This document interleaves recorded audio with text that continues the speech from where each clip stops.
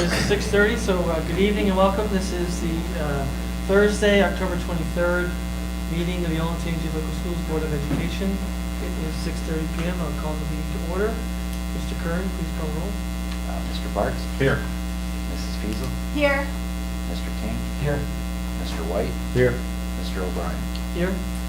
Please stand and join me in the Pledge of Allegiance.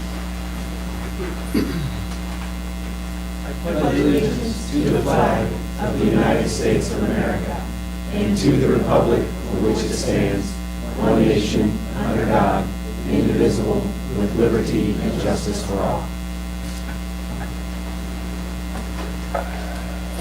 Okay, we've got some changes to the agenda. Let's go through them one at a time.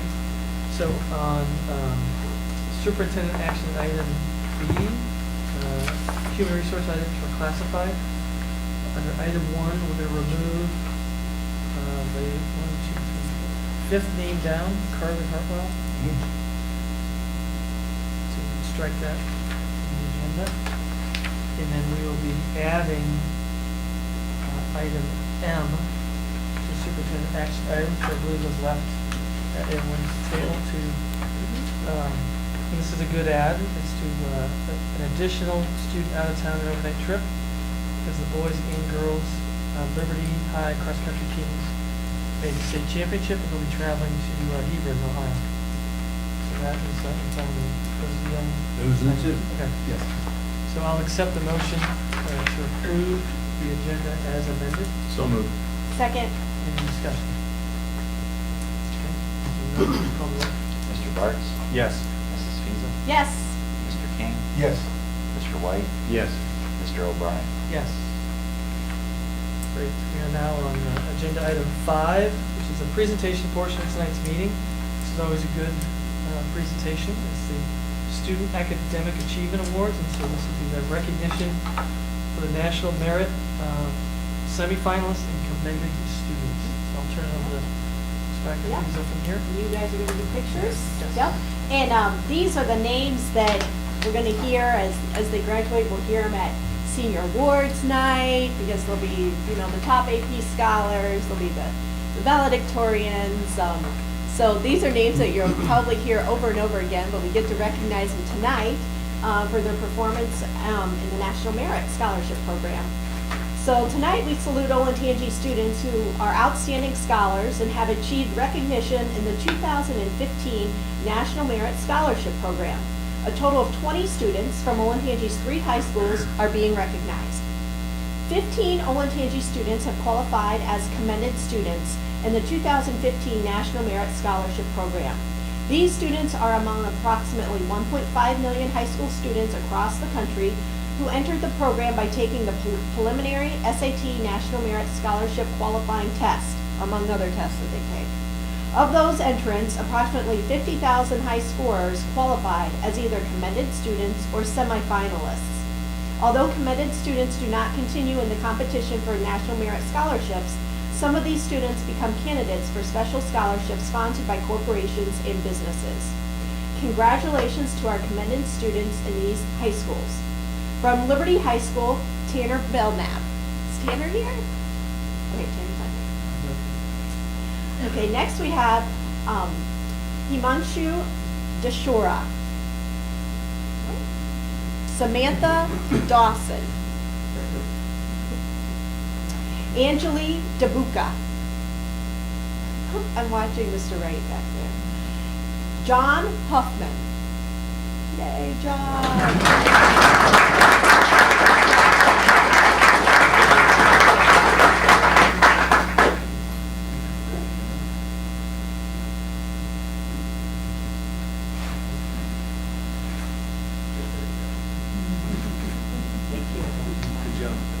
Michael Kalmar. Is Michael here? Dylan Law. Isabella Marchucci. Emma Runnelly. And Andrew Runyon. I know Andrew's here because I saw his name.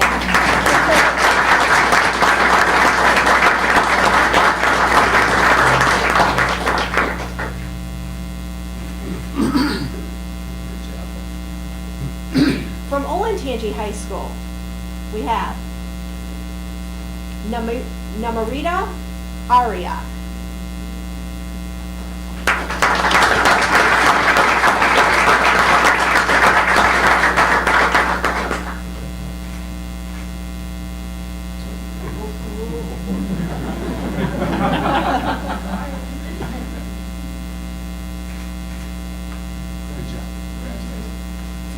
Next, we have Lauren Calargio.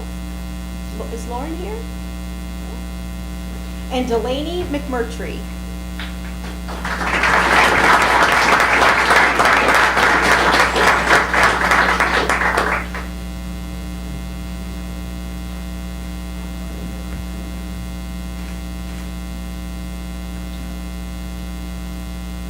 From Olentangy Orange High School, Olivia Kamer.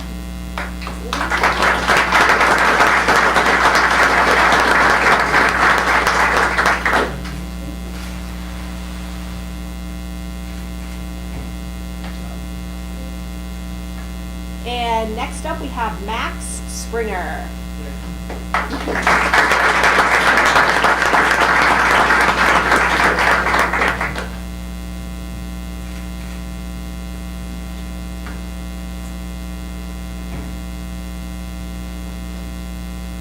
Oh, sorry. In addition, 5 Olentangy students have qualified as semifinalists in the 2015 National Merit Scholarship Program, giving them a chance to compete for approximately 8,300 scholarships worth more than $34 million. The Olentangy students are among approximately 1.5 million high school students across the country who entered the National Merit Scholarship Program by taking the preliminary SAT National Merit Scholarship qualifying test. Of those entrants, approximately 1,600 qualifiers are semifinalists. Semifinalists represent the highest scores on the test. Olentangy students named 2015 National Merit Scholarship Program semifinalists are Rachel Carline, and she's from Liberty High School. Also from Liberty, Charles New.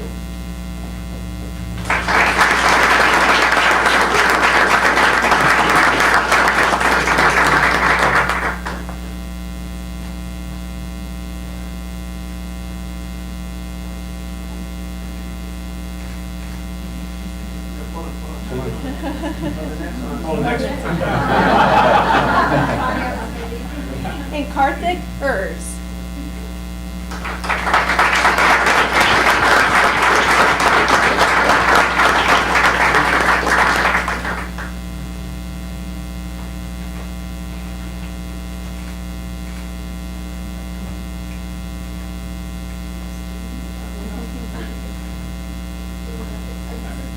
Did you get it? That's all right, we have plenty.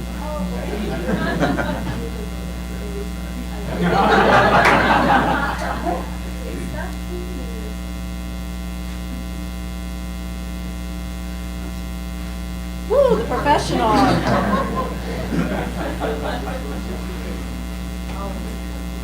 And from Olentangy High School, we have Tyler Aquilina.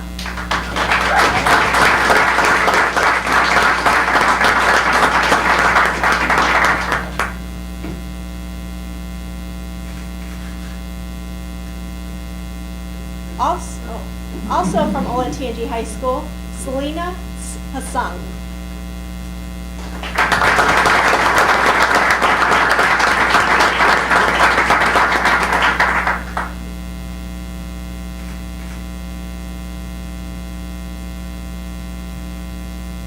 And just as a reminder, we want all the students to hang around because afterwards we're going to take you back and do a group photo. And finally, one Olentangy student has been named an outstanding participant in the 2015 National Achievement Scholarship Program. This honor indicates a score within the top 3% of more than 160,000 Black Americans who requested consideration in the National Achievement Scholarship Program when they took the preliminary SAT test.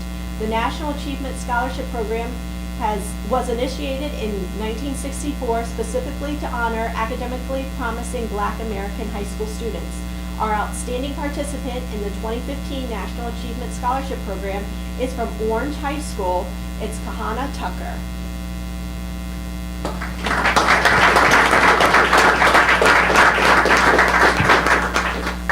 remember, we need you all to go in the back so that we can do a group photo. We've got Mr. Michael Strader back there. He's waving his hand, so if you follow him. Thanks, everybody. Thank you. Congratulations.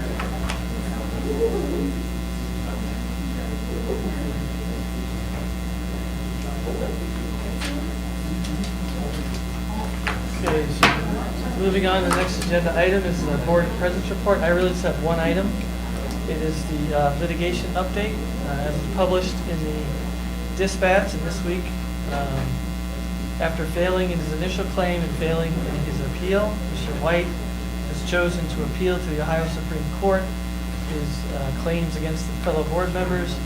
We have 30 days to reply, so we'll reply by November 14th, and then we'll wait to see if the case will be taken up with the Ohio Supreme Court. So again, as we've stated, we've now invested $15,000 to $20,000 in this case, and we will continue to defend ourselves. So that's the latest update on the litigation, unless Mr. White has anything to add to that. Nope, court documents. Next item is the superintendent's report.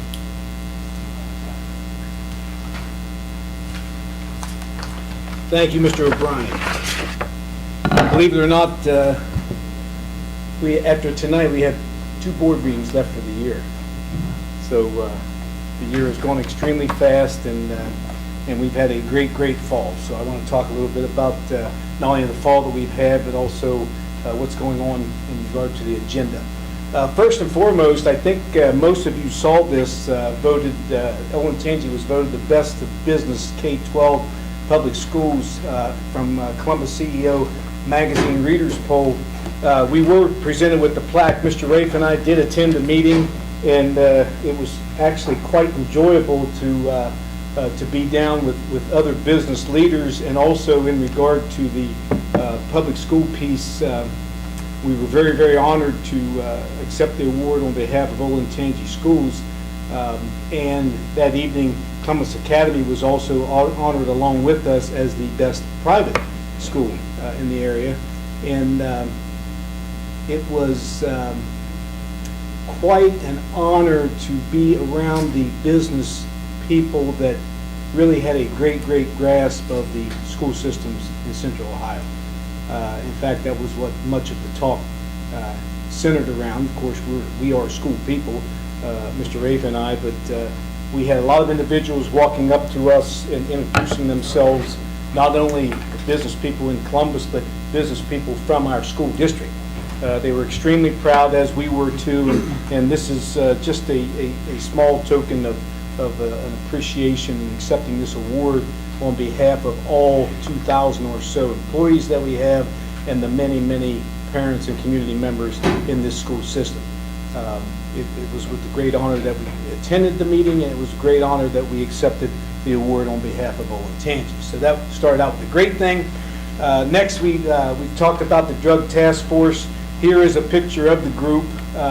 You can't see that quite as well with the lighting, but we did have meetings on September 15th and October 6th. And of course, I think as I've shared with you before, individuals from the law enforcement, individuals from faith-based agencies, individuals from the social services, individuals from the school system, and individuals from the medical profession all came together, and this was initially started from the heroin epidemic summit that was held in Kilbourne last year, driven by the Attorney General, and it's been a great thing.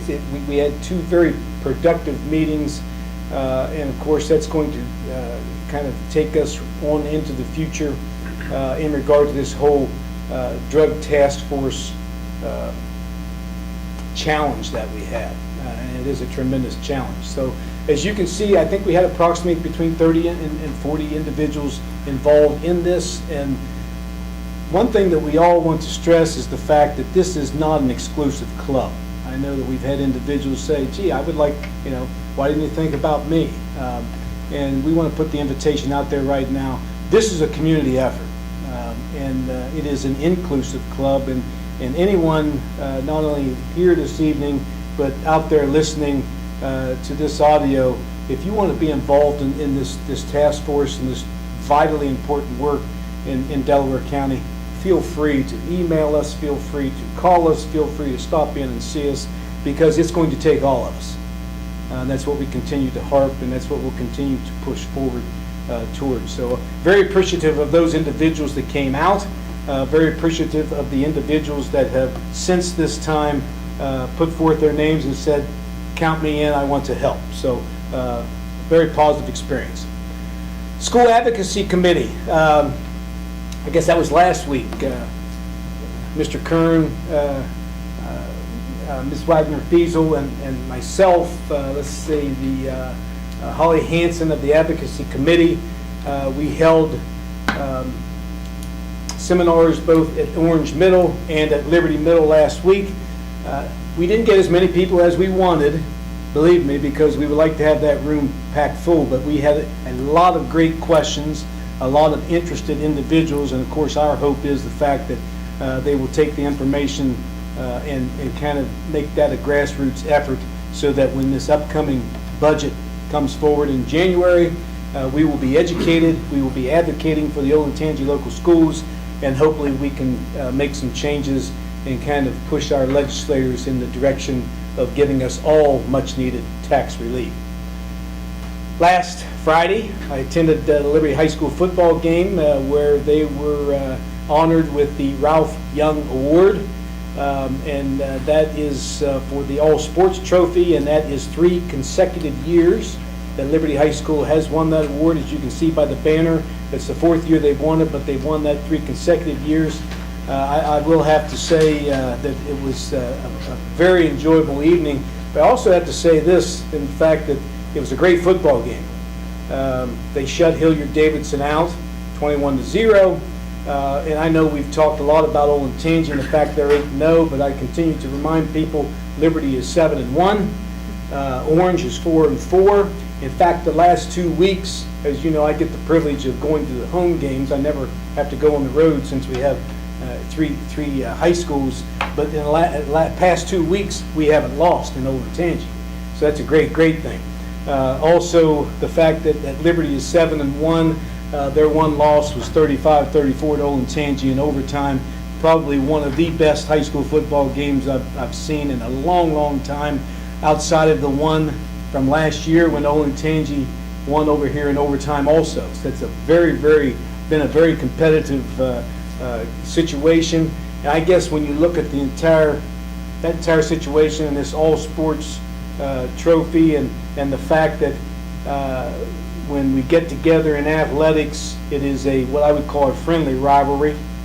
All teams want to win, and they give their best efforts. But at the end of the game, all these guys and gals that participate are all back to being at the least civil to each other, because they grew up with each other. And it's a very healthy relationship, and it's good to see. And we want to congratulate Liberty High School for that award, because believe me, there are a lot of great things going on, not only in football, but in all sports, as you can see by winning that award. Community Satisfaction Survey is going out. As you know, we've talked about that. That's part of our CIP. We do that on a yearly basis. Paul Fallon Research Company does that for us. He will be conducting our Community Satisfaction Survey, 400 randomly selected registered voters from within the district. The interviews will begin the week of November 5th through the 7th. He will have a summary of his results on November 10th. I believe right now we have him scheduled in for the November board meeting to share those results with the board. And I'm sure those results will be very positive, but also in regard to, for example, we had a young lady approach the board last month in regard to flipping school times. That question is on that survey, so you get a better idea of the fact that we not only want to take some of the concerns that our community members have, but we really want to push that out there and say, what's everyone else think? Because at the end of the day, and if you go to any of our coffee chats that we have, we'll continue to emphasize this fact. 10 years, 20 years from now, very few of us will be here. I'm hoping we're still here, but we'll be here running school systems, but Olentangy district will still be here. So it's vital that we take in those community views and that perspective, and that's what this survey is all about, and we do that on a yearly basis. So we're very much looking forward to that coming up here. So if you get that phone call, or anyone out there listening gets that phone call, hopefully you don't hang up. Hopefully you go through that interview process of about 30 questions or so. Discussion items, again, we will have our academic update, our new measures this evening. As you recall, Mr. Fetty, Mr. Rafe started that process at the last board meeting. We will be hearing a lot about gifted this evening. And then next board meeting, we'll be talking about our annual report, of which we give that report on a yearly basis. So last year, as you recall, we did that in a 4-part series. This year, we're doing that in a 3-part series. We're also going to have a workers' compensation update, short discussion from Jennifer Eisman this evening, talking about going self-funded. We're also going to have our district food service guideline update. So I know we talked a lot about bringing everyone a bag of Doritos, but I think we're just going to go with one bag instead this evening. But I know we have a little bit of homework, not homework, but a little exercise for you to do in regard to that district food service guideline update. Action items, we're going with school wires in regard to our district website development. You do have a recommendation for an acceptance of that contract on your agenda. That's mostly the graphic design piece of the district website. We do have requests for purchases of up to $100,000 of security cameras and equipment. As you recall, I believe it was last board meeting where we used the grant to start upgrading those items. And Mr. Gordon has done a great job because those are things that we really need from a security standpoint as far as what's happening not only during the day but also during the evening times in our school system. And we are approving the district calendar for 2015-2016. I believe the start date, that's usually what people want to know, is when do we start, when do we end. I believe it's the 12th of August, and the ending date, I believe, is the 20th, but the agendas are attached, the calendars are attached to your agenda to give that specifically, so we will be approving that calendar. Last but not least, we're talking about easements, water easements over at Olentangy High School and Hyatt's Middle School, and electric easements over at Olentangy High Schools, and those are on your agenda in regard to specifics of where those easements will be and how much we are securing from those individuals for those easements. Tomorrow, upcoming events, we have our first Business Advisory Council. As you may recall, we have 3 of those per year. Our first one is tomorrow morning, 7:30 at Columbus State. We'll be talking about state of the schools, and then we will entertain questions. Right now, it looks like we're going to have approximately 20 business people at that meeting. And last but not least, as I mentioned when we started, we had 2 board meetings left for the year. That's almost hard to believe. But our business session will be November 13th at 6:30, and our December business session will be December 11th at 6:30. As you may recall, we do not have board work sessions during those 2 months. So with that said and done, I will entertain any questions that the board may have at this time. On the Fallon survey, Yes. so other than the start time, any other specific issues we're trying to drill into on that survey? We actually, there are about 5 questions that we ask on a yearly basis to really measure the trend of and one of those would be the quality of education, for example. But we went in terms of staggered times. We asked a question about the 4th high school again. You're going to see a question on there about trailers and what's our thought. Yes, modular Yeah. classroom. In fact, we specifically are labeling them as trailers, not modulars or mobile classrooms, because and we talked a lot to Mr. Fallon about this. He had conducted that statewide survey about trailers. In fact, I think I shared it with the board, and we really want to know and understand what do our individuals feel, because a lot of this survey is really geared toward that 4th high school, alternative educational opportunities, blended learning, online, AP academies. We've talked a lot about that, and we've really moved in that direction. And sometimes some of the questions we will ask is nothing more than a verification of what we're doing. And sometimes it's very good to get that. So those are the types of questions that will be on this survey. And then the calendar, when will that be available on the website so people can get it? I want to Comfortable with say, vacations and dates? as soon as we get it, Since we approved it. as soon as we approve it, Perfect. turn it into a PDF and have it up. Great. All right? Thank you. Thank you all. Next item is item 8, the treasurer's report. Mr. Kern? Yes, I would like to, before I go over some of the agenda items this evening, echo Dr. Lucas' sentiments on funding follies. While, I say Monday session was a little better attended than Thursdays. Since CODA Day was on Friday, I'm assuming some people like to head out of town.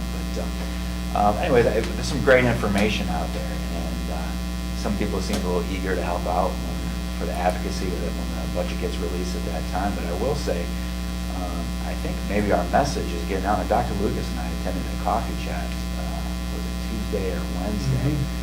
And, we were just talking about different things and issues. But this lady, one of her questions, was kind of reciting information that we said, I don't want to say hundreds of times, but 10 to 20 times. Started reciting some of the stats and figures and information while we're in a coffee chat. And I don't recall her ever being at a different meeting. Not to say she wasn't at a meeting, but it was so either they're listening or they're talking, they're hearing it from somewhere. So hopefully, slowly but surely, we're getting out to our public the lack of state funding that we have out there. So that was encouraging, at least from a small sample size. So No, I think those are worthwhile investment of time. I know you spend a lot of time on Holly and Julie. It's got to be this constant trip, and that's what's going to raise the line. So, on tonight's agenda also would be the second reading of the 5-year financial forecast.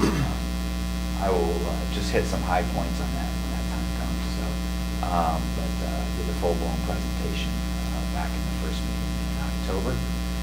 Also on this evening for treasurer action items, the usual items. Approve the board meetings for September 11th and 25th. Approve the financials for September 2014. And a couple things, and you might hear some of the same things on the 5-year forecast. I want to just talk about real quickly on the September financials. It's Exhibit B2 and on page 3. Just some positive signs that we have out there. Real estate taxes, we are up over 1.3 million more than expected for at this point in the year. The second half collections, and actually due to that is primarily collections are up, the collection percentages are up, and delinquency collection is up, resulting in that positive. And if you look at all other operating revenue, we're up in that area. If you recall, that is mostly due to tip payments that we receive. While it's still essentially real estate taxes, that's what we're required to record. That is all of our operating revenue, and that is due to some border division cases that were positive in our favor. So, other than that, on expenses, we're about trending as we would expect through the year, actually a little under at this point in the year. So, September is based off the May forecast. Once you start seeing October, we'll reflect the approved forecast for October. So if you look at this, so revenues are running, let's say, to the good, so 2 million. Expenses are running under, so to the good, about 600,000. Any of that timing that we expect to turn around by the end of the year? Is that Well, what we've done on the receipts, what we've done, we reflected that increased collections. And I'll talk about a little bit in the 5-year forecast, if that's okay. But as far as expenditures, I don't anticipate. I'd like to I'll talk about the 5-year forecast, the high points there again, but I don't anticipate, at least on the expense side, that we should run as expected. Hopefully a little longer. sometime you can hear some of this thing come back? Yes. As you can see, like capital outlay, for example, we have 415,000 planned. A lot of this stuff is stuff that we bought up front, to start the school year and we pay for it and stuff. So Like there again, usually it's typically timed. Also on this evening is approved amended appropriations at the fund level and approved donations to the district. We are always thankful for the donations that we get. Point out two the bigger ones this evening. $10,000 from the Oak Creek Elementary, to Oak Creek Elementary for Monica and Ed Roden, to be used for 17 mini iPads, 5 Foundation kits, and 5 Lucy Calkins writing kits. Not sure exactly what those are, but we appreciate that. But we also have $6,500 approximately for miscellaneous athletic equipment. It really is miscellaneous. There's about a list, about 10 different items there, so I'm not going to go through all those. But Why is Metro Development on there? What's it for? It's the only one that doesn't have a description. Don't we approve easements for them? Like a company down in Westerville or something? Why are we, yes, that what are they is, giving us money for? that is part of the donation of one of the easements that we are approving this evening. That is, I believe, someone correct me, is that item J? That's related to the What's that? related to the easement. Yes. Except that we're granting someone an easement, and that easement unlocks value. You should be able to participate in that value. Sounds like a kickback, actually. It's a formula.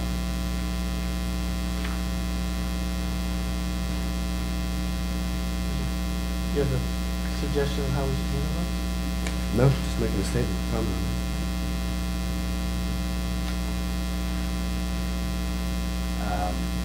Finishing my original thought there, 11,300 for the sand pit construction, all that's from the Orange Athletic versus the Orange High School. So, among many other donations for the season.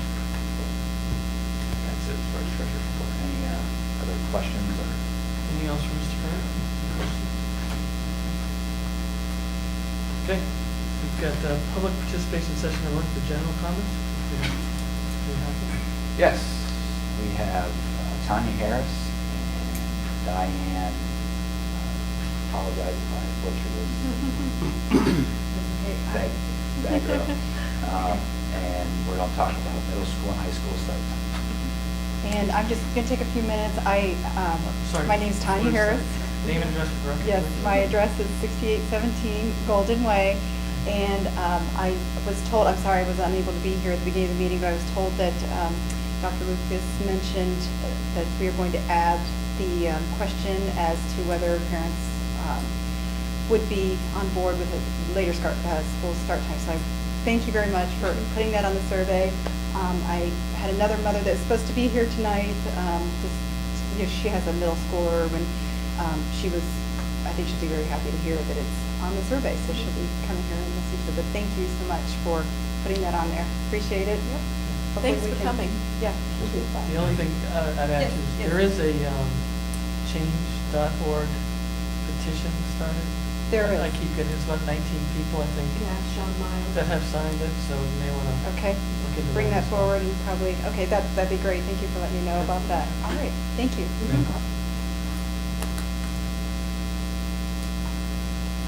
Okay, we're now moving to item 10, the discussion items. The first item is the academic update on new measures. Mr. Rafe and Mr. Fetty. He said you cut him out of the picture. You're right. We didn't get that picture. That picture you're talking I won't mention it. I think you were just a little intimidated that I looked so good in that picture that you didn't want to about. put both of us up on the Actually, I haven't screen. seen it, so I don't know. I have a copy and I will forward it to all the board members of Dr. Lucas and I at that awards presentation, receiving that wonderful honor from the Columbus CEO magazine.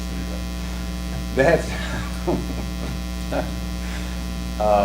thank you. Thank you again for the opportunity to talk about our state report card as we discussed at our last meeting. Our first presentation was the overall presentation on the district report card grades.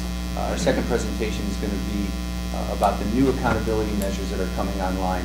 Many of these areas, all these areas, we're not receiving grades yet, but they will be on the report card in 2016. So we want to start that process for what we're doing to address these measures and how we're being prepared for those measures as they come online from the state. And our third presentation will be overall on our annual report of academic achievement, which covers the performance of all the individual buildings in all of our CIP benchmarks, because as you all know, we have higher accountability measures than just the state reporting measures. So at this time, I'm going to turn the presentation over to Mr. Fetty and Mrs. Andrus, who'll talk more on the specifics. Good evening. Good to be back with you. As promised, tonight's conversation is going to focus largely on changes to the gifted reporting on the state report card. So Mrs. Andrus will be talking to you mostly tonight, but a couple other changes that I want to review first. First of all, the overall district grade, we're still being told that will begin in 2016. So again, we reviewed 9 grades with you last time. The the state has not yet released a formula for how they will take all of those grades to come up with an overall grade. If you recall, we talked about some of the differences in the student population sizes between some of the grades. So we're expecting that the formula will somehow account for the overall value-added grade, for instance, versus a subgroup grade. But the overall grade will be coming in 2016. Go ahead. 8 A's and 1 B. We did earn 8A, which I'm getting ready to review. But you know, if you want, I can just fly through these. I'm just saying.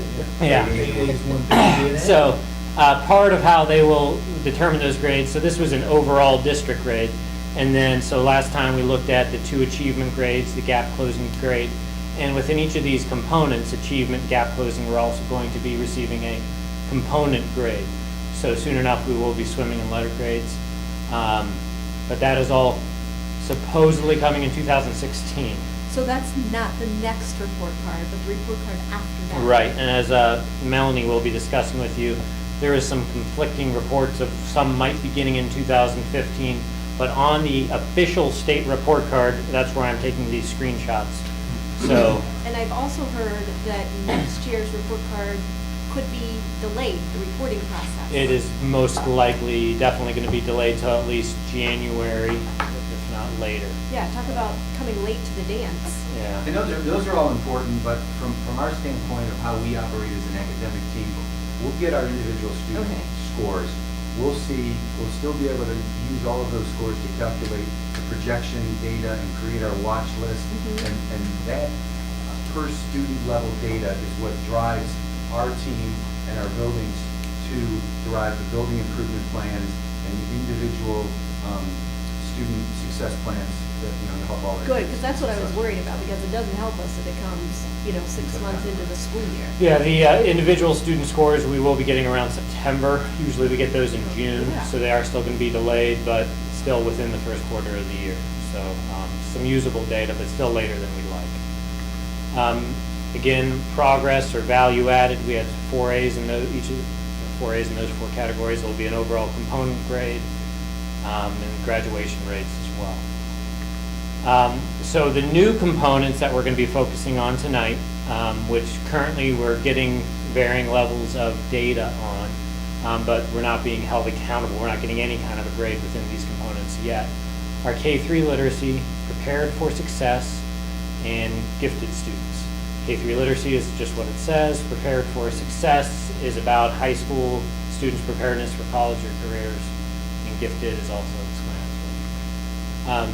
So K-3 literacy measures not on-track students to on-track students in grades kindergarten through 3rd grade from one year to the next. So the district is required to screen students at the beginning of each year, K through 3, in reading, and designate students as not on track or on track as a result of those screenings. So this measure will look at students who were, say, not on track in kindergarten and how many of them became on track in 1st grade. So this is really a 2-year data point rather than a single-year data point, because it depends on where they were the previous year. The data that was reported this year on the state report card unfortunately was incorrect, and I think we have the correct data here now.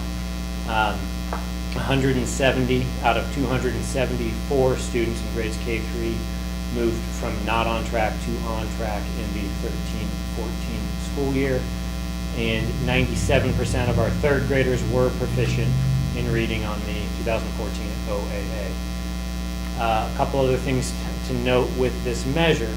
To even get a grade on the measure, at least 5% of your kindergarten students must be not on track. So if this grade were to apply this year on this grade card, we would not get a grade, we would get an NA because only 3% of our kindergartners were not on track. So you have to have at least 5 not on track. And then if you remember back to our progress discussion at the last meeting, or value-added discussion, and how a C is expected growth in that measure, whereas a C means something very different in performance index. The C in K-3 literacy, we can't tell you what that's going to be because they're going to take the average in the year of all the districts, not all the students in the state. And the average not on track percentage across the state will then become the bottom tier of the C grade range, and then they will build the rest of the tiers from there. So similar to the lowest 20% value-added metric, it's one that we're not going to really be able to assess at all going into it. We have to wait until all the state data is in. We can only look at it reflectively. So our percentage grade this year was a 62. So that doesn't necessarily mean that we were an A or a D, or we don't know what that means because they didn't release the state's average. Right? They haven't released the state average. We just know that our score was a 62. But we would not have ultimately been given a grade anyway because only 3% of our students were not on track, which is a good thing, of course. So still a lot more to learn on this one, but this one we're going to keep an eye on. And you'll probably hear more about next year as more data is released. The Prepared for Success component will give us a letter grade to demonstrate what percentage of the graduation cohort, so for instance the class of 2014 or class of 2015, whenever it comes on, demonstrated college or career readiness according to any of these measures: ACT, SAT, AP, dual enrollment, honors diploma, or industry credentials. If you remember back to last meeting, I went over what that data looked like for us, and it was all very good data, in my opinion. And but we don't know what the grade scale is going to be. We don't know how they're going to combine those measures. Students participate in multiple of those options, if not all of them. So we don't know a lot yet about how it's going to be calculated or how we're going to be held accountable. But the data is on the report card, so it's something we want to present to you as one of the coming changes. The last change, which I think you had I know you had some questions about last time, will be addressed by Mrs. Andres, who's our supervisor of gifted services. Thank you. Good evening. I'm going to start by just reviewing some general information about gifted identification and services. So we have a good picture of which students that we're talking about that are going to be included in this measure. So when we talk about gifted identification, again, this is an ODE approved assessment process and score process. So ODE establishes what the gifted identification measures and definitions are for Ohio. So there are 7 areas of gifted identification: creative thinking, visual and performing arts, and then also cognitive ability, and 4 specific academic areas, so reading, math, science, and social studies. Cognitive ability and specific academic are highlighted because those 2 are the 2 measures that we're using for our district service criteria.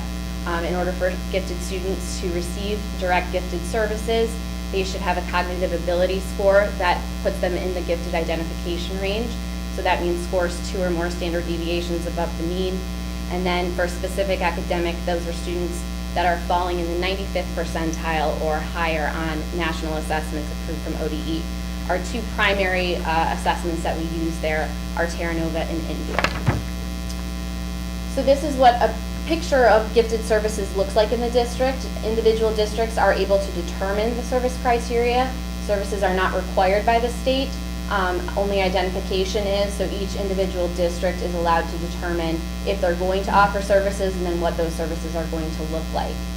We've really strived to have a continuum of services for all of our students that really begins with differentiation in the regular classroom level. It includes different enrichment opportunities that are available to students in the building through extracurriculars. and also kind of in-class enrichment as well.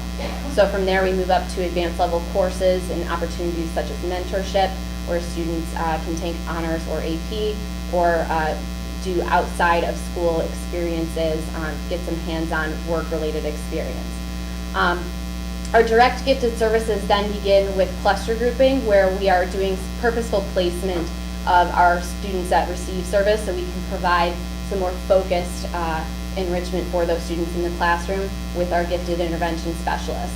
And they're providing those direct services primarily in the regular classroom by pushing in and doing a lot of co-teaching, a lot of small group work in the regular classroom setting. And then also that might include pulling students out to resource rooms, working on specific projects, those sorts of things that would be related to extending curriculum beyond grade level. So at the top there, we have acceleration. That's really limited for a few students, where we're looking at advancing them by skipping a grade or moving to a higher level, grade level in a specific subject, depending on their ability. So this continuum is really trying to meet the needs of all students within the services that we're able to provide from our GISs and also our regular classroom teachers. We have 20 gifted intervention specialists in the district. Yep, Yes, question that's again. coming up. Sure, absolutely. Go ahead, I know it's done, go ahead. No, go ahead. The project-based learning, does that fall in that cluster group? I just, Absolutely, that's something that a lot of our regular ed teachers are starting to take on as an instructional delivery method, but our gifted staff has been doing that. They have a lot of training in that area, and they're trying to implement that as a strategy in multiple classroom settings. So our teachers are getting more and more training around that type of delivery, but it's certainly something that takes some work. It's not intuitive to set up instruction in a way that is going to be through a project or hands-on. So we need more teachers trained in that particular method. But project-based delivery kind of came from gifted research as a good method, a highly effective method for extending students' learning. So this is what our enrollment looked like as a 13-14 data end of year reporting. We had 8,003 students identified. That's 45% of the district had one or more areas of gifted ID. That makes us the largest gifted population in the state, and we have been for some time now. The second number there, 5,806 students, represents the number of students that are in our gifted reporting data. So that includes students that have superior cognitive ability identification, or math identification, or reading identification. So they just have one of those three, and those are the students that are calculated as part of our data. When we look at number of students served, it's about 8% of our total population. About 1,400 students receive direct gifted services. It's actually about 18% of our identified gifted students are receiving those services. 5,000 is grades 4 through 8 only. Those are the number of students included in our value-added progress measure for gifted, correct. So current staffing, we have 15 elementary gifted specialists, 5 middle school gifted specialists. When we look across the district of that total number of students identified of 8,000, we have 20 gifted staff, so that gives us a ratio of about 400 students to 1 gifted specialist. The ratios beneath that number represent students receiving direct gifted services. So at the elementary level, we have a ratio of 33 students to 1 gifted specialist. At the middle school, you can see that that number jumps considerably, mostly because we have 3 or more feeder elementary schools moving into that 1 middle school and still have 1 gifted specialist to support those students and also to support all of the middle school teachers in helping to do some of that professional development and that training. At high school, we have the potential for about 1,100 students to receive gifted services through honors or AP courses, and we currently have no gifted specialists at the high school level to help support the needs of teachers there. So when we talk about the parent survey that was done last winter, we had a large group of parents on that survey results that were dissatisfied with the services. And that really stems from these ratios. that they feel there's a low visibility of service, especially at the secondary level. As our students move from elementary to middle school, they would like to see more gifted support for their students and also for the teachers at that level, and it's really coming from those ratios there. So in the 5-year forecast, we have gifted staff that we would like to add to really support the secondary level and help to kind of equalize those ratios at the middle school and provide additional support that we have not had previously at the high school level. Despite the staffing and the visibility that parents would like to see, we still provide a very high quality program with excellent results for students, and we're going to highlight some of those in the data as we move forward. So while yes, we have parents dissatisfied, we are still really providing a program that is getting good results. If you layered in the increased staffing, what are those ratios? So at the middle school level, those ratios will drop to about 50-1. And then at the high school, we'll be able to add just one person. However, that person would be mostly supporting our honors and AP teachers through professional development. So the ratios at the high school will be difficult. They're still not going to look good at the high school, but we'll be serving a lot more students in programs that already exist by being able to provide professional development for those teachers. And how should we benchmark those ratios? What's a target ratio ultimately we would like to get? Ultimately, through our operating standards, we should see ratios that are about 50-1 is what we should have. Those are manageable numbers because our teachers are not only supporting the kids, but they're also supporting primarily the regular classroom teachers that service those kids as well. So we have to kind of balance out their time between student work and teacher work. So that way we can focus again and provide that professional development, that co-teaching with a smaller number of classroom teachers, and we don't have kids that are spread across as many teams or as many classrooms. Sometimes scheduling constraints, like at the elementary, because of the number of minutes that we provide direct service, it's difficult to go to stretch that to say 50-1. Our current operating standards require us to have 225 minutes of direct service for students in each subject area that they're identified. So we have services in reading and math. So students might be getting up to 450 minutes of service. So that time that's in our operating standards that we're held to does limit the amount of service that we're able to provide in terms of those ratios at elementary. Middle school, those numbers for minutes look a little bit different. Okay, so gifted measures. On the report card, currently we have a gifted progress measure. That is our value-added data. We had received that grade for the first time last year on the report card. And then we have this new component that will be coming, which is the gifted performance indicator. There are actually 3 pieces to the performance indicator that I'm going to go through with you. And that's one of those, there's an asterisk there because we're not sure. This is where we're getting some mixed reports, depending on who you speak with, about when this accountability measure is coming. The Office for Exceptional Children at ODE will tell you it's next year, the 2015 report card, and then other accountability offices will tell us that it's 2016. So again, we'll continue to monitor that and to see if we can clarify when we'll be accountable to this information. But first is our gifted progress measure.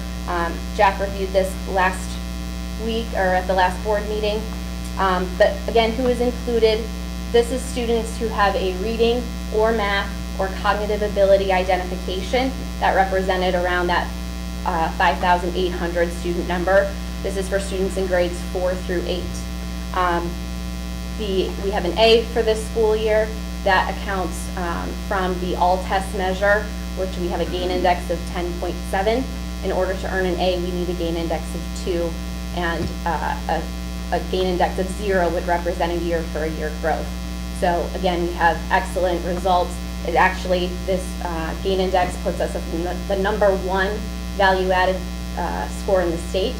So we are doing an excellent job with our classroom teachers and with our gifted specialists in making sure that our gifted students are growing and they're moving beyond just even that 1-year measure that the state expects from us. Last year we had a B, and we attribute that increase from professional development that we have ongoing through our teachers. Whether that's at the district level, we were able to offer 7 OPDA classes that were directly related to gifted services. We had 153 teachers participate in that.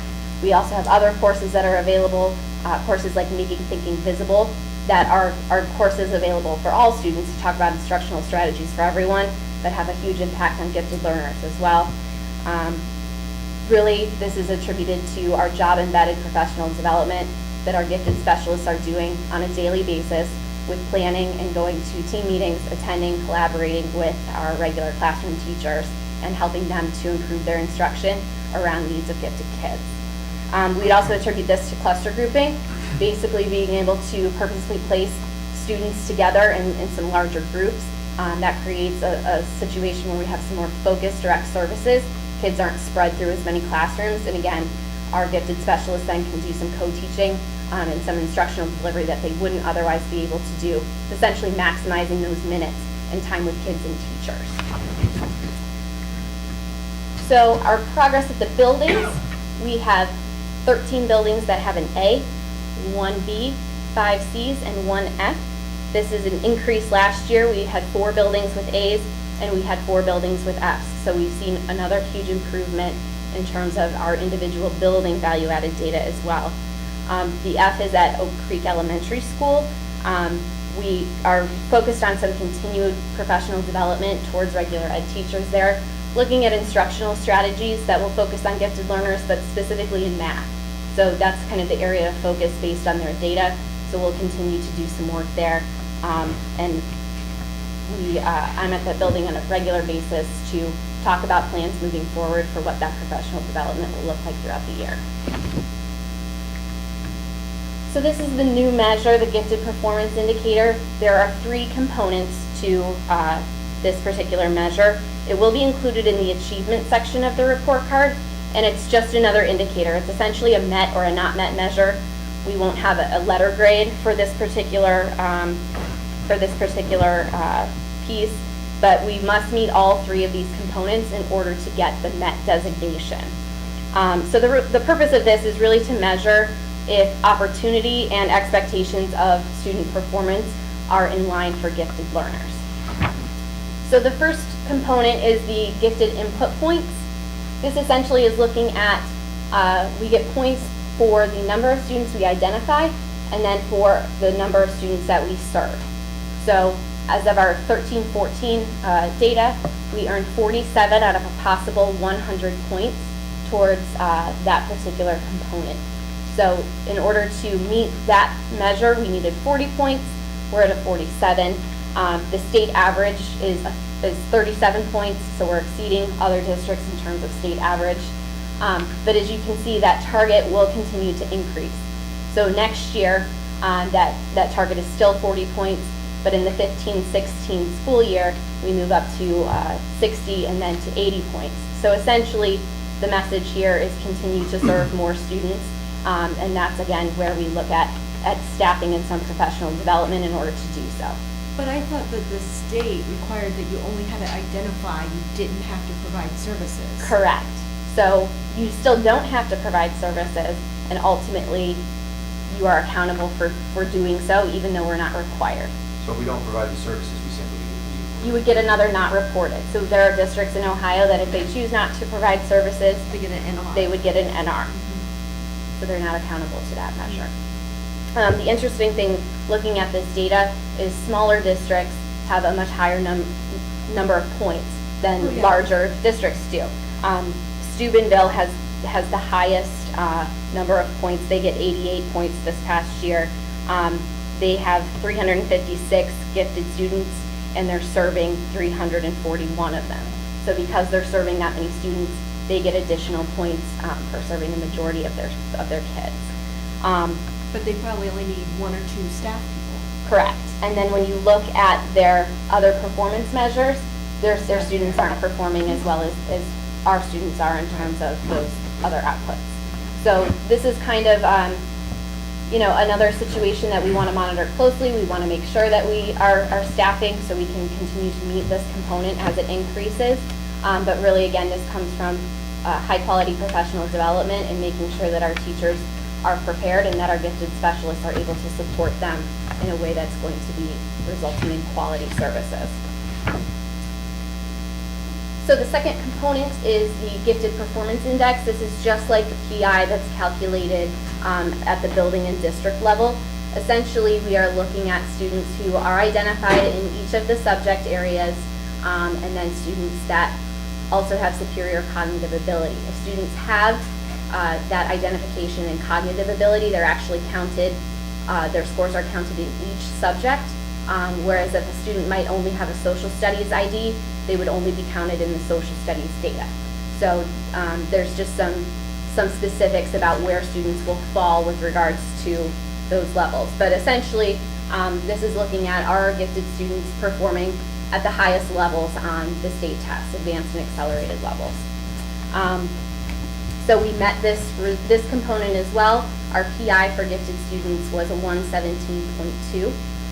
One of the things that's interesting is we always talk about PI being out of a 120 as the top measure, but because we now have advanced plus data, there are some districts that actually exceed the 120 mark because they have more students that are accelerated. So Beechwood, for example, has a 120.46 as a gifted PI due to the number of students that they have in accelerated placement in that district. So the state average here again is a 116.4, so again, we're exceeding that measure, and that just reflects our students performing in the advanced and accelerated ranges. The third component is value added again. So while we have the value added progress measure and we receive a letter grade for that, it's actually calculated again as part of this indicator. So we've gone through those results. We had an A. The target is that we need a C to have met, and so clearly we're meeting that. Just going back to PI, I forgot to mention that that is also an increasing target. So if you see next year we need a 115, we had the 117.2 in order to meet, but that target goes up. We need to move to a 116 and then a 117. So we're in good shape in terms of meeting that target even moving forward. And then finally, all three of those components, because we met each one, gives us a met for that indicator overall. So again, this is just reported data this year. We're not accountable to it. But in Ohio, if we were accountable, 155 out of 562 districts that would have had a grade would have met. So there's really kind of a small percentage, about a fifth of districts are actually meeting the indicator because we need all three components in order to meet. So just in review, our targets for next year, if we are accountable and we'll be receiving that met or not met, if that happens for the 2015 report card, requires us to have those 40 input points, a performance index of 115, and a value added score of C. So we anticipate meeting all of those marks again for next year, and clearly our goal is to be the top in all of those measures and rankings in each of these areas. So implications for future, we want to obviously continue to provide high quality service and instruction for all of our kids, whether that means direct service from our gifted specialists or differentiation that's happening in the classroom through our regular classroom teachers. So that requires us to continue professional development for all of our staff. We also want to look at ways that we can provide additional gifted service.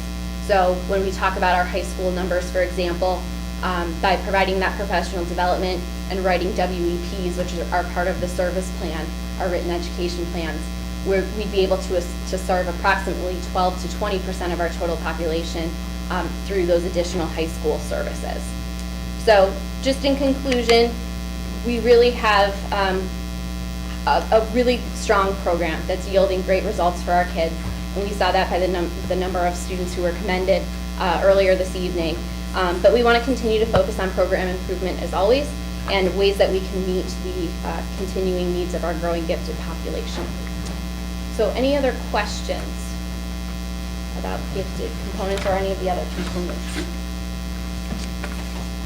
Very well done. Thank you. Thank you.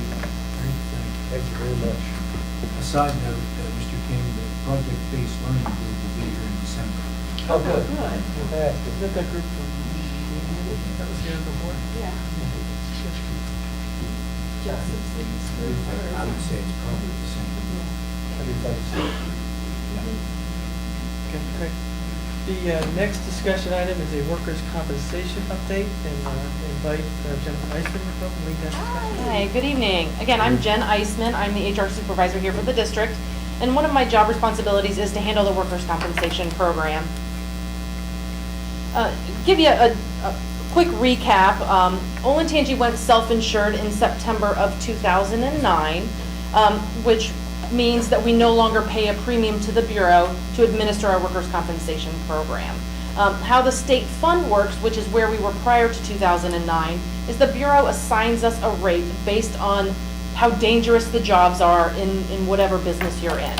So we were assigned a rate by the Bureau, and you apply that to your total gross payroll. That gives you your total state fund premium.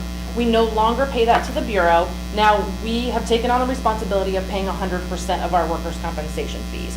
That includes all the medical bills, any lost wages from someone missing time from work, any attorney's fees, or any other fees that are associated with the workers' compensation program. So this will give you a little bit of information in a comparison between had we stayed in the state fund and what we've paid now that we're in the self-insured fund.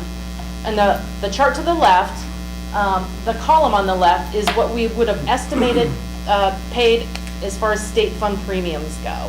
So you can see from 2009 to present, our total estimated payment would have been a little over $2.8 million in workers' compensation fees. And that's, again, our total gross payroll multiplied by that rate that the Bureau assigned to us. If you look in the column to the right, that's our actual workers' compensation payments that we made while we've been in the self-insured fund. You can see that total is about $776,000. So you subtract that 776 from the 2.8, and we've got a total estimated savings from 2009 to 2000. It's about I think September of 2014. We've got a total savings of a little over $2 million in our workers' compensation program. I don't know if, I'm sure you've all heard that Governor Kasich this year announced that there was a surplus in the workers' compensation fund. He was announced that he was going to provide about $1 billion in rebates to approximately 210 employers in Ohio for that policy year of 2013. The caveat to that is the employer must be in the state fund to receive that rebate. So what I did to give you kind of even a little bit more of an estimate about our savings was I took a couple of districts that had about the same total gross payroll as we had and that were in the state fund. I averaged their rebates, and if we would have gotten a rebate, being in the state fund, our estimated rebate would have been about $258,000. So if you look at the chart below that, our estimated state fund payment for that 2013 policy year would have been about $608,000. Subtract that rebate, that estimated rebate of $258,000, we would have paid about an estimated $350,000. However, our actual payment during that same policy year was only $135,000. So even without that $258,000 policy rebate, we still saved about $215,000. So we still came out ahead. We still came out ahead, yeah. This chart will give you a little bit of an idea of what we expected to see when we joined the self-insured program back in 2009. If you look at the top line, the red line at the top, normally, statistically, you expect to see a small increase of about 10 to 15% every year, based on the fact that you've got your claims from year one. The second year, you've got your claims from year two, and you're going to have some carryover from claims from that first year. And again, the third year, you're going to have carryover from claims from year two. And also, if you have a bad claim, you still might have a claim from year one. So you're going to expect to see a little bit of an increase during that 5 years. After that fifth year, things tend to level off a little bit. The bottom line, the blue line, is I've plotted the payments that we've actually made in our self-insured program. So we've definitely decreased what we expected to pay in the self-insured program. We did have, as you can see, during that fourth and fifth year, we had that small uptick. We'll talk a little bit about that right now. We did have an increase last year due to 6 larger than normal claims. 5 of those injuries took place between November of 2013 and February of 2014. We are still actively managing 3 of those claims on a daily basis, so we're keeping on top of them. 4 of those claims, if you remember last winter, A harsher than normal winter. 4 of those claims were due to weather, slips, falls, ice, snow, things like that. So do we do our own claim administration too, or do we have someone help us with? We are required by the Bureau to have a third-party administrator help us. We do use a company that helps us. I do, in the HR office, we do most of the management of the claims in-house. What about dispute resolution? Do we manage that ourselves, or is that also done by the third party? It depends. I show up to as many of those as I possibly can. Some of them I don't need to. It's a pretty simple process. So it depends on what the situation is. If I need to go, I will go. If we need to have an attorney go, I'll send an attorney on our behalf. It saves us a lot of money to have our third-party administrator take care of those. If it's simple enough. If it looks like it's complex and I need an attorney, then we will send one, or else I'll go myself. So do we see a lot of the savings because of efficiency in the process as opposed to what normally happen? I mean, yeah, do and we I pay think- faster? Is it a quicker outcome as opposed to going through the state program? We still follow the same timeframes that are, fall under the state fund. We still have 30 days to approve things, and we still need the same amount of information. We do have a bit more control. We have much more control over claim allowance, over allowance of certain types of treatments, chiropractic treatments, things like that. So we're able to manage them much easier in-house. Thank you. Who's the TPA again? CCI. And because of that uptick and some things that we continue to do to contain the costs of the workers' compensation program and make sure that we kind of keep that trend going down or underneath that line that we anticipated, we do an increased claim investigation. We make sure that we're talking to all the supervisors. We're making sure we talk to all the witnesses, making sure that we look at videos or anything that we need to do to make sure that it is an actual valid claim and it's something that needs to be covered under the workers' compensation program. We also have a really proactive safety procedure. We monitor and we track all the types of injuries. We're able to address any kind of safety issues based on occurrence or location, and so we can address those things right away. We are also going to an online accident reporting system starting hopefully January of 2015, where everyone can put in their claims online. I get those immediately, so if someone has a slip and fall in a parking lot, I'll get that claim immediately. I can call that building, or I can call the maintenance department and say, there's ice outside of this building. Can we make sure that we address that? So those are things that are going to speed up that process again, and we're talking about kind of the speed of managing claims. We also have a really active light duty return to work program. Those lost time claims, which are where someone misses 7 or more days from work, are really your most expensive claims. If you have an active light duty return to work program, you are going to cut and contain your costs significantly over the life of that claim. So pretty much, depending on the injury, but pretty much any kind of injury, we can return somebody to light duty work almost immediately and kind of eliminate all of those costs. We also continue to work with the custodial maintenance department. I think I've heard that there's going to be another pretty severe winter this year, so we work with the custodial maintenance department to make sure that we've got enough salt, that we're looking at downspouts. Is there one that's leaking that's going to cause ice? So we're actively working with the custodial maintenance department to make sure that ice snow removal is taken care of. And we also have an active safety committee. We have representatives from every department in the district, so we can make sure that, whether we've got food service or custodial maintenance or teachers, that we're addressing any safety concerns that they might have as well. And that's all I have for you tonight. If you have any questions, I'd be happy to answer them. Any questions? Great. Thank you. Good savings. Yeah. Okay, next up is discussion item C, district food service guideline update. Bethany Lenko and Jeff Gordon. Welcome. Yes, good evening. I just wanted to start just to do a brief introduction before Bethany really carries the load tonight. This presentation is the first of what will become a yearly presentation, and I did want to clarify, this is food guidelines in the district, not necessarily just food service guidelines. So this presentation that Bethany's touching on tonight is one that we will have to present annually based on the new federal and state guidelines for the serving or sale of food in school buildings.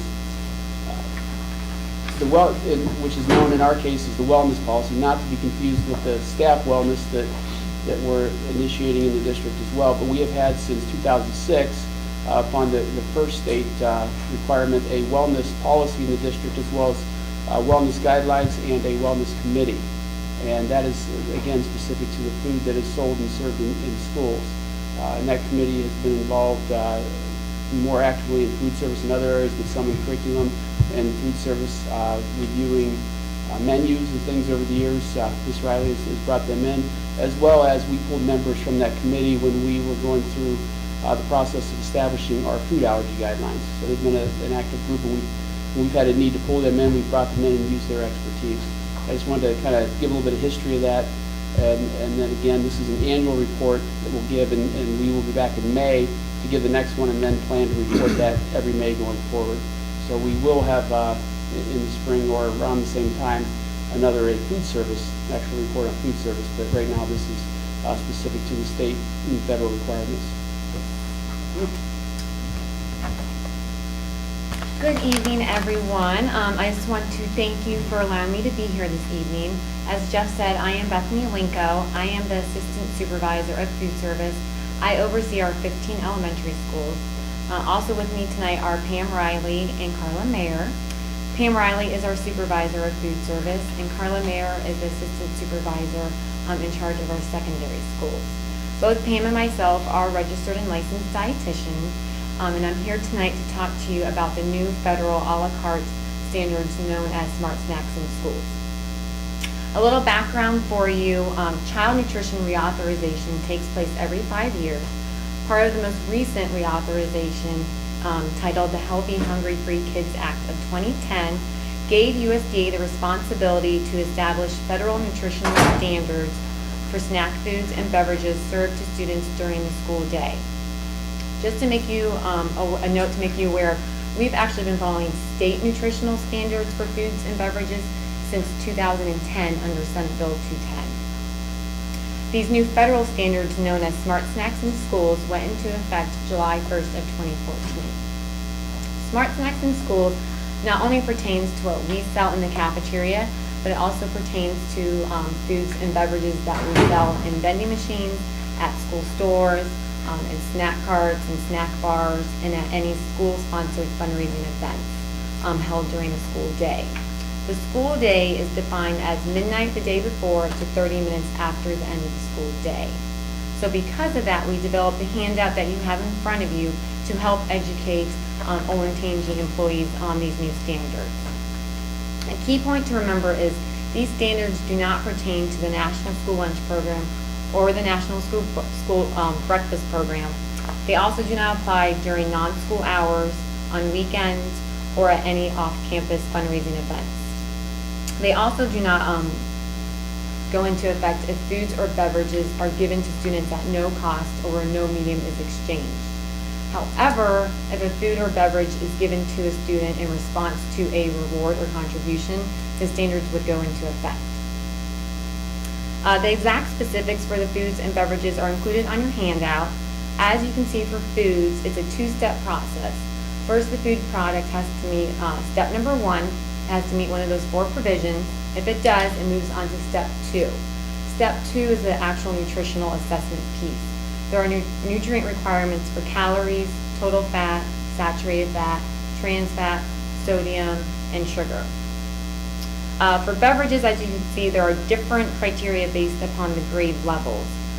All grade levels can sell plain water, low-fat and fat-free milk, 100% fruit and vegetable juice. Additionally, high schoolers can sell beverages that meet that category of no-calorie and low-calorie beverages. I just brought some pictures to show everyone of food products and beverages that we're currently selling in the cafeterias that do meet Smart Snacks in Schools. So this is an example of one of our snack carts at one of the high schools. And then here's some close-up pictures of the food products. So we have Sun Chips, Simply Chex Mix, popcorn, different granola bars, reduced fat chips, Nutri-Grain bars, baked chips, an assortment of other salty snacks. Also fresh fruit, dried fruit, and then beverages. So like I said, low fat and fat-free milk can be sold, water, 100% fruit and vegetable juice, also milk alternatives. And then these are some additional beverages that are considered 100% fruit juice. G2 would be an example of a low-calorie beverage that the high schools can sell. Same with Propel. Crystal Light can also be sold at high schools. And then additionally, to help school districts in determining if a food product or beverage meets the standards, the Alliance for a Healthier Generation has developed an online calculator. It's included on your handout. It's available on their website, and I'm just going to walk you through an example to show you how easy it is to use. So here's the calculator. We're going to launch the product calculator. Then the first step it's going to ask you is what the product is. So we're going to do these reduced fat Doritos that I have a package of. So this product is, it's either a snack, a side, an entree, or a beverage. It's a snack. So we'll click on snack and then go to next step. Then it's going to ask us what the first ingredient of the product is. The first ingredient of these reduced fat Doritos is whole corn. Whole corn is considered a whole grain. So we'll click on whole grain and go to next step. And then this is where we put our nutritional analysis of it. So the serving size of this package is 1 ounce. So we'll put 1 ounce. If we didn't know the ounce, then we could put in the grams there into that second box. The next step is to put in our calories, and the calories is 130 calories from fat. You can go back up to, yeah, right there, 45. Total fat is 5, and then saturated fat is 0.5. Trans fat is 0 grams. Sodium is 200 milligrams. And then sugars is 0 grams. So once we input that, you hit next step. And what's nice, it tells you right there that your product is compliant. And then we can fill in the additional information. So for brand, we can put Doritos. Then the serving size, you can either leave it the way it is or you can put it into one package. And then the product would be our reduced fat nacho cheese Doritos.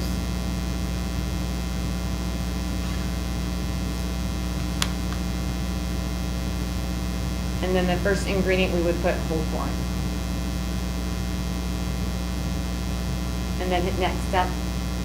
And then what's nice is then you can print this out and you can keep it for your records to show that you've run the product through the calculator and it meets the standards. One thing that's nice about these standards is since they are federal standards, a lot of manufacturers have come out with new products that meet these standards. So thank you for your time.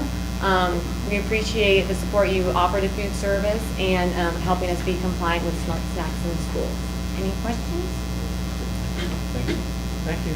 I did want to mention one last thing real quick is this applies also to our school stores as well as the others. And you see the calculator is easy to use so that the supervisors, people running school stores can enter it, students can enter it and do that. So it's not just, again, food service, but across the board. Great. Thank you. Good job.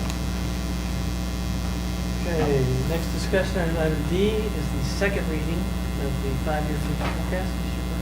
Yeah, I don't have an official PowerPoint, I'm not going through the whole presentation again, but I did want to point out some high points, but also changes. Remember last time we talked about adding preschool numbers. Thank you. If you look at the bottom of Exhibit A1 on page 1, we did break out and added a line for preschool. And we also added a line on page 2 of the notes or assumptions, whatever you want to call them. It's actually page 3 of 13 there. A separate line there, just to there again show the preschool numbers. And this is based off of D. Young presentations that I believe Jeff will probably have, another one in November. November will be after. So, just so that doesn't change from even the first reading. That's the only change in here. It's just those two little lines were added. Just like I said, hit some high points. I touched base on the September financial report, but changes from May, revenue increased 3.6 million by approximately 2%. And there again, it was due to real estate collections.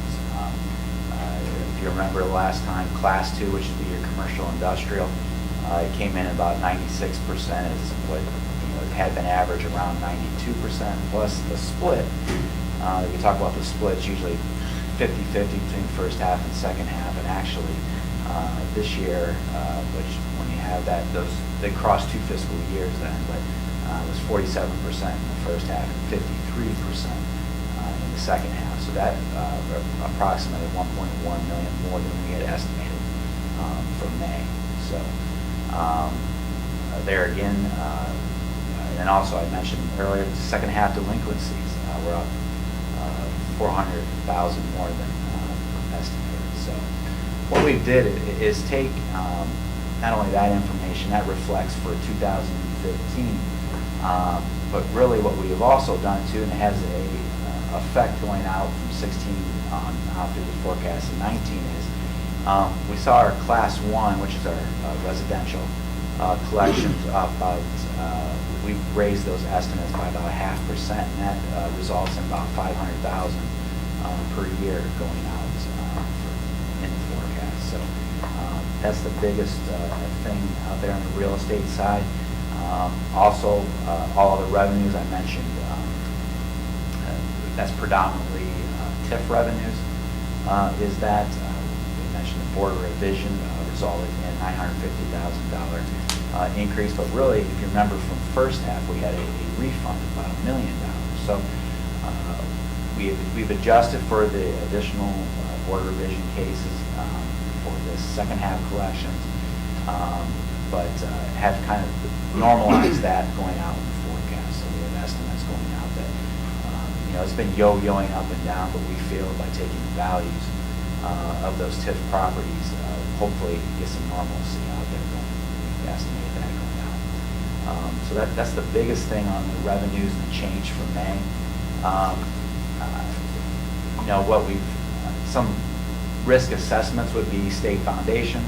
There again, we're in 3 state budgets throughout this forecast. We're in the second year of this biennium. We talked about we're supposed to be getting 43 million.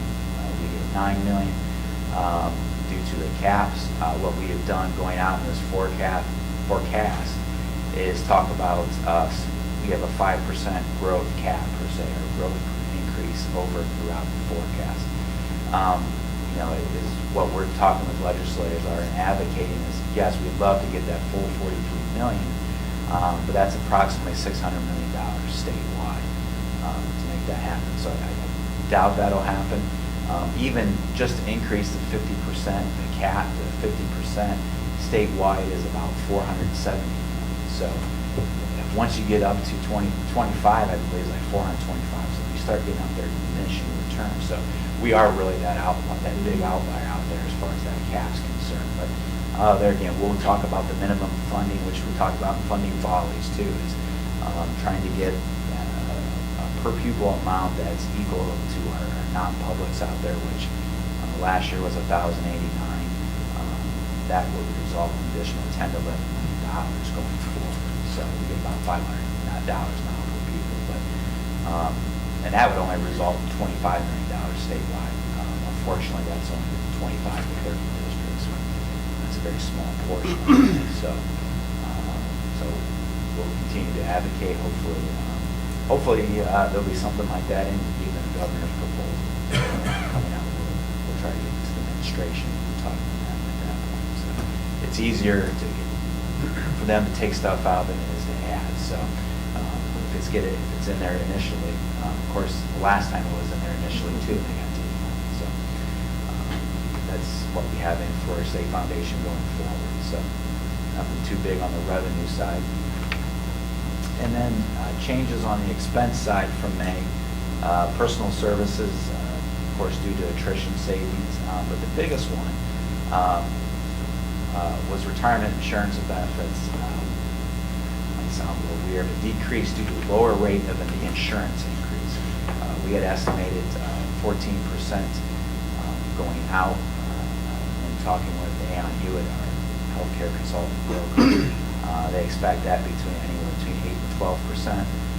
So we expect 8% increase for 2015, and then 11% throughout forecast to the forecast.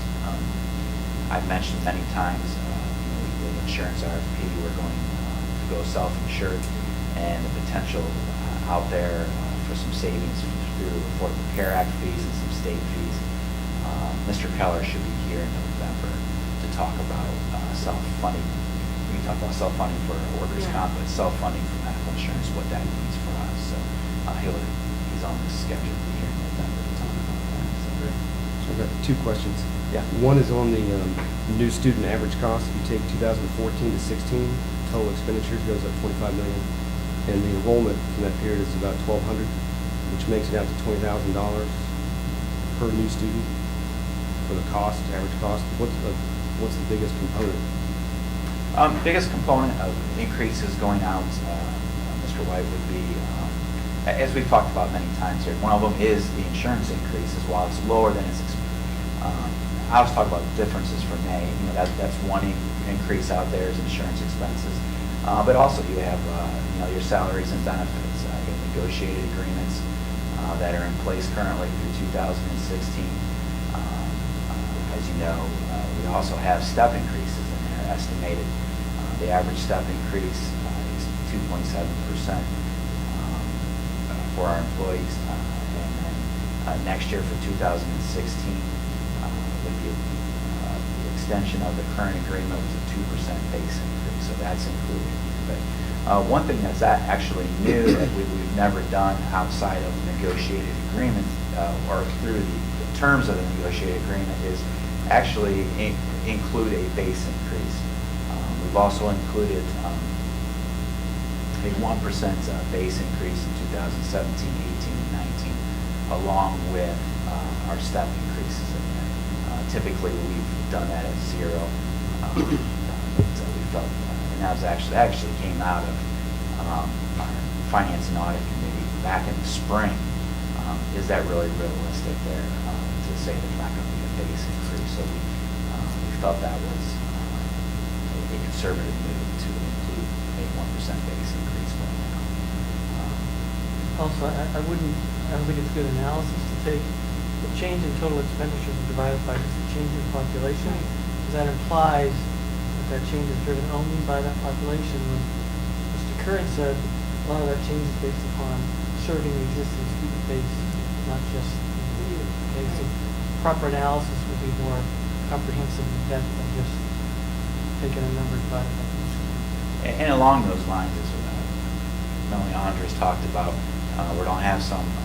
Typically, we always have growth staff admin. We're continue, as you can see, enrollment continue to grow. So we have ratios in there for growth staff, but we also have beyond growth staff. We talked about the gifted positions, one at each middle school and one at the high school for 6 total. But we also have to serve to keep our ratios for our special education students, additional staff for SLC, Special Ed Learning Centers. Did I say that correctly? Out there. 3 additional staff for 2016 to help keep those ratios where they need. Those are mandated ratios where they need to be. But there again, Mr. O'Brien hit the head to make sure we're serving those students the way we need to be serving those students based off either operating standards for gifted or ratios that we have to have on the special ed side of things. So That was the other question on the staffing from 15 to 16. I think about 43 people, and then the new staffing on there. The average salary is $67,000 for new staff. Is that correct? I know you don't have to calculate it. yeah, I don't have on that Average new. but that contributed to the increase there. And as you noticed, we have in our CIP we do have a goal of 16 to 1 in there as kind of a warning when we developed that goal back in June, right, or July, when we had retreat, but is due to some of these special gifted or special education services. While we'll try to keep those ratios overall, pupil-teacher ratios around 16, felt that adequately serve our students. Unfortunately, those ratios are starting to, I don't say unfortunately, I just say are, due to additional staffing, starting to trend down a little bit below our goals of 16.1 in CIP. What I will say is, Yeah, at the meeting that Mr. White missed, you went over how our staffing would have been had we stayed on the same trajectory. Yeah. It was about 2011, I think it Stay more was. in the 14 to 1. Yeah. Yeah, so if you go back to, last time we were on the operating ballot was May 2011, but the last forecast before that would have been October of 2010. So I pulled up estimates, and now, that only went through 2015, so this is the last year we can really compare at that point. But for estimated for 2015, we have currently 15.91. Back then, we were at 14.86. That would be approximately, I believe, 90. If we were still at the ratios we were back in October of 2010, we would have approximately 90 more teachers at that point. So, we're still getting gains in the performance index score. Our achievement of our students are continuing to grow. Yet, our ratios are better than they were or estimated back in October of 2010. So, And even if those positions are budgeted that way, Mr. Marston, we were charged with finding the best qualified candidates to fill the roles, depending on the needs of the department. Rick has done a great job demonstrating track record of really good hiring and making sure that we stay in that issue.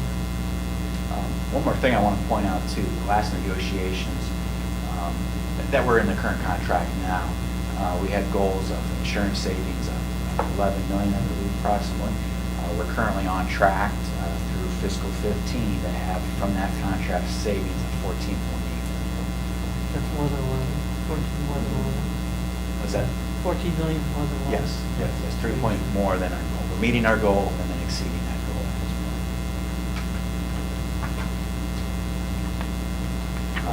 I think I hit on most of the risk assessments there. We are all negotiating, we all have a contract in fiscal year 2016. Talked about insurance expenses. One thing from the last meeting too is capital improvements out there. Facilities Committee and Jeff reported out over the next 20 years we have approximately $90 million. Well, it's not all evenly over each year. And we'll come back with a kind of capital funding and how that looks, where we're at with bond dollars going forward. But if at some point we don't have either additional, say, PI levy, or we do have $15 million that hasn't been issued from 2011, and that wants to be repurposed, that's another option out there. The options I went over back last spring also. We would if those options aren't utilized, we may have to start putting some of those capital improvements in the general, have to be funded out of the general fund. So that is a risk assessment out there that we have. Something that's always ongoing, something we must look at. So that's a little more than I want to talk about, but that's there again, the second reading of the forecast. Got to fly over here. Did you Saving on want pest to control reiterate for traffic. those who haven't been here, what you promised on the extension of the levy? We're gonna have so as Mr. Kern referenced, last time on the levy was 2011. At that time, the board said normal cycle would be back in 3 years. We got a year into that levy, we said we think we can stretch it to 4. Based on this forecast, I think we were looking at stretching it to 5. With a little bit of help from the state, the budget cycle. I think we can, an opportunity to stretch it further. I know Dublin made a nice announcement today about stretching their levy. They're going 4 years, from 3 to 4. We're going from 4 to 5. So I think it's a credit to financial discipline of the district. Leadership. So it's great. Anything else on the forecast? Ms. Martin, so come up for the second reading of board policy 5330.02. This is the EpiPens. Thank you. This is the second reading of the EpiPen policy language, and this is from House Bill 296. And I believe the end of September, I sent some information regarding this policy. This is not a required policy. This is an optional policy. Do you have any questions on this policy? I don't have any questions on this policy, but I have a question on a policy that we currently have. Okay. And that's on, and this isn't one that's required by Neola or any, regulatory board. But it's a policy that we put into place years ago. I wasn't on the board. The policy was in naming buildings, they couldn't be named after people or Direction. or Direction. direction, north, south, east, or west. That We have a policy, we have a new building. right, Can we change that, or how would you recommend, what would we do with that? absolutely. She's referring to policy 7250, commemoration of school facilities, and that's a very short policy. It's an old policy, as she talked about. And so what you may want to do is you may want to consider deleting that policy, and I can bring that back to you at the next meeting for a first reading of deleting that, and then at the December meeting for a second reading to delete the policy if you'd like, or you could revise that policy if you'd like to change the language, so you have a couple options with 7250. Yeah, I think it was originally put in when we started our building boom, so I, I think it's worthy of a discussion. Sure. Bring it back to the next work session. I'd like to see it as an option, I don't think we Right, so it's more revision policy. Just a revision. Two quick points. How'd you have that number so quick? I've been asked that question a lot about 7250, and so a lot of I know people want to you know. I know you have them memorized. That I was pretty do. good. Some policies just come to mind automatically. and so- But we do have it, when's our next policy? We do meeting? have a policy meeting, November 3rd, I want to say. Yeah, so it's pretty soon. it's before our next meeting. Yeah, so we Right. could add that to the To the agenda. agenda for that policy, and if you have any suggestions of how you'd like to, it's a very short policy, of how you'd like to Yeah. maybe revise that language or delete it, so you can send it to me and I could pass that along for today to the policy committee, and then I can bring it to the November 13th meeting. Okay? Thank you. Anything else on the policy? I will now entertain a motion to go to executive session pursuant to section 121.22G8 of the Ohio Revised Code to consider confidential information related to the marketing plans, specific business strategy, production techniques, trade secrets, or personal financial statements of an applicant for economic development assistance or related to negotiations with other political subdivisions respecting requests for economic development assistance which is directly related to and provided or administered under a CRA agreement. Okay, motion? So moved. A second. Any discussion? Seeing none, please call the roll. Mr. Parks? Yes.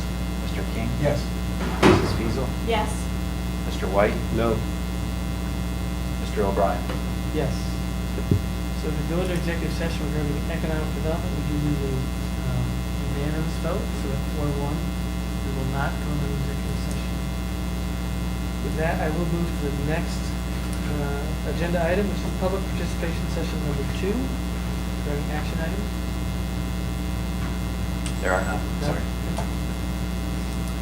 And I will now move to item 12, which is the board action items. We've got 3 action items to approve. The 5-year financial forecast, the board policy we just discussed, and the resolution that was all provided to everyone, approving the execution of a compensation agreement with B Data Inc.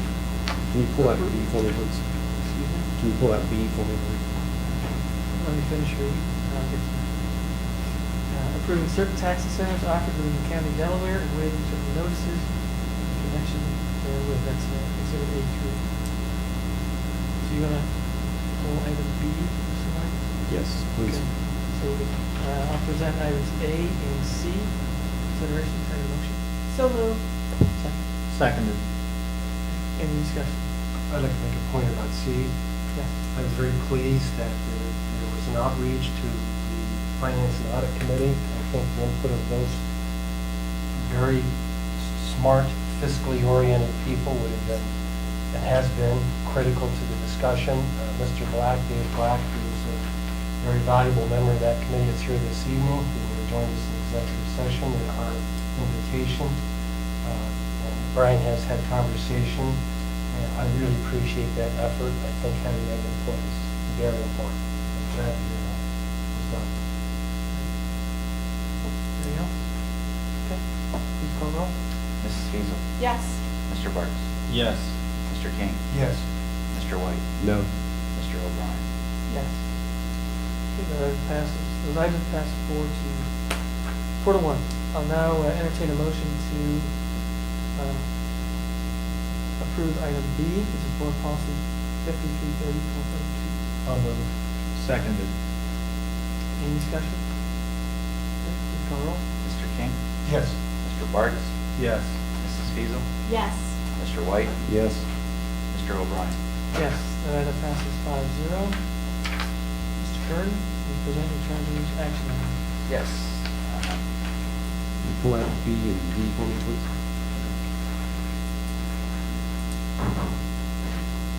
So entertain a motion for items A and C, A being, A, approve board meeting minutes for September 11th and September 25th, 2014, and C would be approve amended FY15 appropriations act appointment. So moved. A second. Any discussion? Mrs. Feasel. Yes. Mr. O'Brien. Yes. Mr. Bartz. Yes. Mr. King. Yes. Mr. White. Yes. Now I'd like to present treasurer action items B and D. B would be approved financials for September 2014, and D, approved donations to the district. I'll move. Seconded. Any discussion? Thanks to all the donors, we Yes. appreciate it. Again, I think I want to make sure we get it clear on the record. There is a donation on there related to an easement.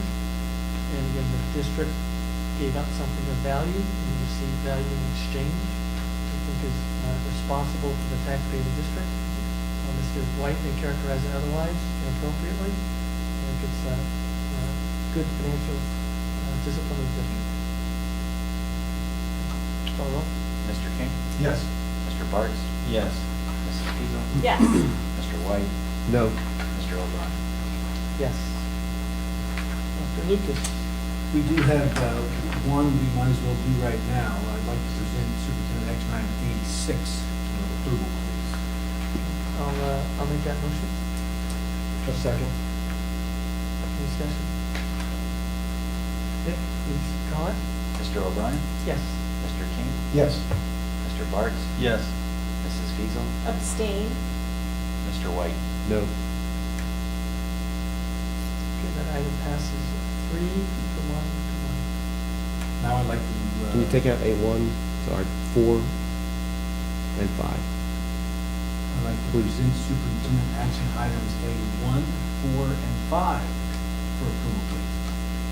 And that is for the diversity professional development instructor, the supplemental positions, which is typically coaches and club advisors, the pupil activity supervisors, which also club and coaches. I'll move. Second. Any discussion? I appreciate all the time that these people put in. Yes, some of them unpaid. Mr. King. Yes. Mrs. Feasel. Yes. Mr. Bartz. Yes. Mr. White. No. Mr. O'Brien. Yes. Now I'd like to present Superintendent Action Items A2, 3, 7, 8, 9, and items B through M as amended. That was the overnight trip that we put on the agenda. Or, I'm sorry, B through M for approval. So moved. Seconded. Any discussion? Okay, call roll. Mrs. Feasel. Yes. Mr. Bartz. Yes. Mr. King. Yes. Mr. White. Yes. Mr. O'Brien. Yes, those items pass unanimously. I will now entertain a motion to adjourn. Sorry. Comment? Yes. I just have a question. Mr. White, I'm going to direct it to you. You've missed quite a few of the meetings since I've been on the board, since the 9th of July. I'm wondering if your intention moving forward is to attend more. No, I had schedule conflicts, and that's all I have to do. Okay. I'm glad you're worried about me, though. I appreciate it. No, I'm not worried about you. I'm just worried about the business of the district and the taxpayers that you agree to represent as well. From a professional courtesy standpoint, I do ask Mr. O'Brien, as you would expect, why. Typically, he doesn't hear from me. So I'd appreciate it if you could provide this board with some professional courtesy. If you're not I going to be usually here, do, I'm sorry. I can call you at home if you like. If something comes I'd be up, happy to is that- take your call. Great. And then finally, Stop I'd by for throw dinner. out, just as Mr. O'Brien had said, to throw out statements such as, sounds like a kickback. I'm just giving my opinion, and I have I every right to appreciate do your that. here. opinion, sir. Oh, you don't have to appreciate it. I just give my opinion, Okay. that's my right. You can, That's great. go ahead. Then maybe the next time you could provide this board with some professional courtesy, talk to Mr. Kern in advance, Mr. O'Brien, Mr. Lucas, and get that figured out as to why it is before you lob the Well, that's softball public out. business, so I do that in the public. You want to do it behind closed doors, and that's the way you guys It's not, operate. not I behind operate in closed doors. public. I'm asking you to be That's- it's professional public if you have that deliberation. question, That's how I instead of ask. lobbing out the Here, statement. right? Obviously, you're very angry that I didn't go. No, I'm at not the back angry, I doors think I'm and just speak. disappointed. Well, thank God you're not my father, so I don't have to worry about that. No, So I sir, that's appreciate a all job the I do not want. concern. So thank you very much. So that's all I had to say, Mr. O'Brien. Appreciate the time. Call the roll, please, on the adjournment motion. Did I have a first or second? Oh, can I get a first? First, A second and a, So moved. I'll second. I think we're ready to adjourn. Please call the roll. Mrs. Fiesel, Yes. Mr. Kim, Yes. Mr. Bartz, Yes. Mr. White, Yes. Mr. O'Brien. Yes. November 13. 13th, 6:30. Put it on your calendar.